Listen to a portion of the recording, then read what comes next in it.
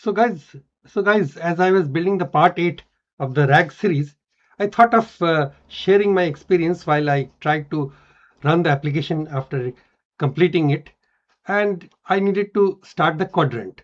Quadrant is actually a vector database that we have been using in this RAG series, and I gave this run command. So it came back with this response, error response. The container name is already in use by the container. So you have to remove or rename that container to be able to reuse that name. So what I did is to first remove this container. So accordingly, I gave this command to remove the quadrant-rag container. Okay, and then issue the same command again. So this time it created another container version. Now the reason that I shared this because this is a very common Docker desktop error. So you need to run the Docker desktop obviously, or you can also you could have deleted it from here, but I thought of showing you the PowerShell version. So now everything should be all right.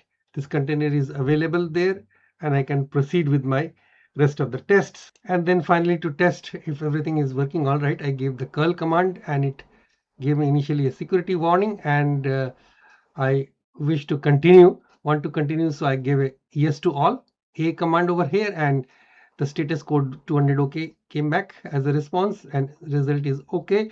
Now if I wish to show you, I can easily show you by browsing to that location. So http localhost 6333 collections. So you can see over here.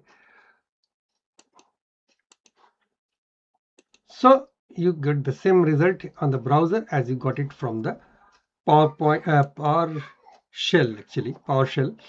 So that's all I wanted to share with you. Thank you very much for watching this video. And if you like this video, please do subscribe to the channel and view my RAG series. The playlist is there in the cards, also in the pinned comment in the actual video that I'm going to produce soon.